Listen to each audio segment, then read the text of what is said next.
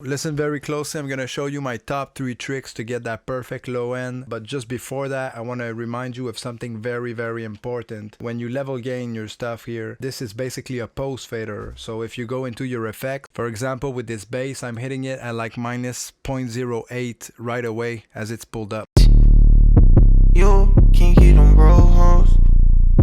You can let them hang on. The problem with this might be that if I add some more plugins that have some color, just by pulling them up right away, they'll add some gain and then I'll get some clipping and then you lose a lot of detail. So it's a good idea maybe to just lower with the first initial plugin or right at the beginning from a few dBs, and then you can always adjust with your post fader. The first trick I'm going to show you is with a Puigtec EQ, and basically I really love the sound of this plugin. Let me show you just what it does just by pulling it up.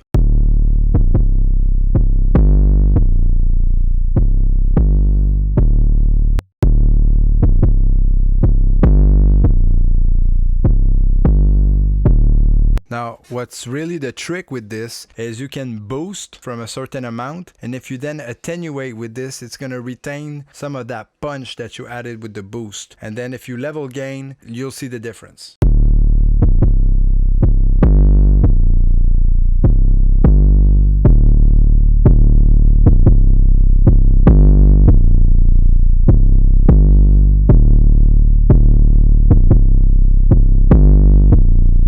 So let me attenuate the same level that I boosted just to show you.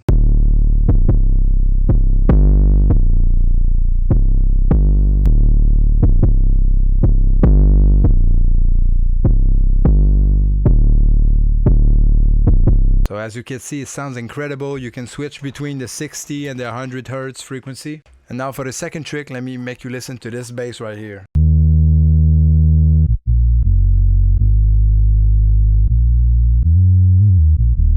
This trick was inspired by Andy Wallace. So what you want to do is you open up a Scheps 73, you deactivate the preamp here. What you want to do is you want to pick the frequency that is the closest to 40 Hz. So with the Scheps 73, for instance, that is 35, right? After I selected it, I want to boost really an exaggerated amount of it.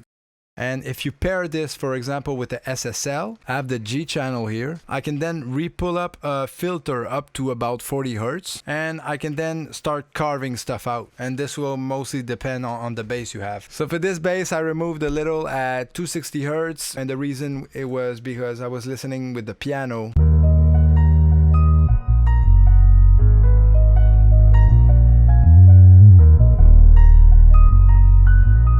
So I thought it muddied up a little bit with the piano on the low notes. I removed a little there, and then I boosted with the red knob and the green knob to add some more mid-range back. So this is before the Scheps and SSL and width.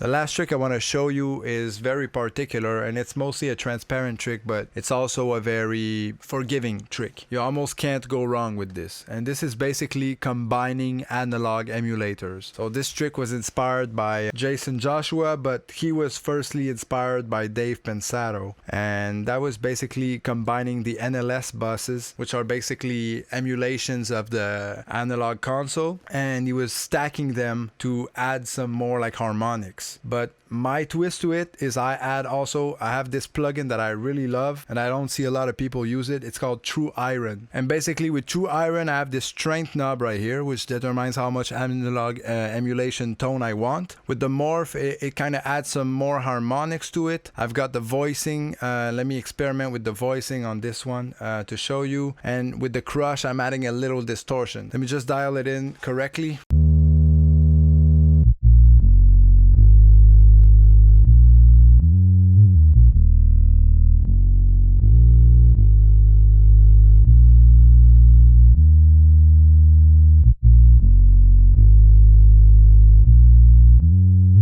Let me add a little crush on it.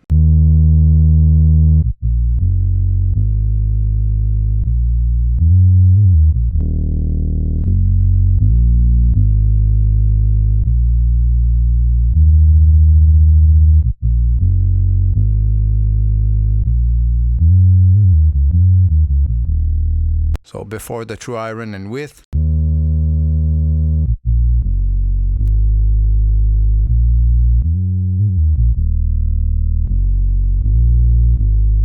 Now let me stack that with, like, let's say 2 more NLS buses. So with the NLS bus I have 3 modes. Let me go back and forth between the 3 modes.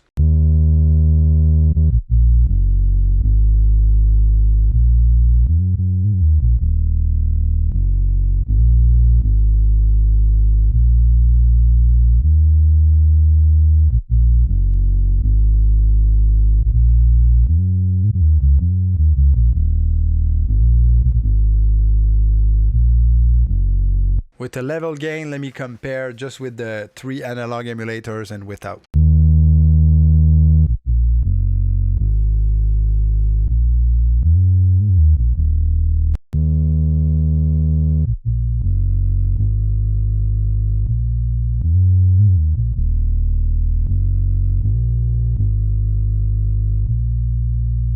So that's pretty much it for the video. One last thing, guys, I just want to tell you, like, we're gonna do live mixes of your mixes. We're gonna make videos with them, possibly remix something that was already mixed before. All you have to do is comment below and we'll take your track. We'll do a complete showcase of how we mixed it. If you have a reference mix with that, then it's perfect. We can review what was wrong with it and whatnot. So be on the lookout for that. Peace out.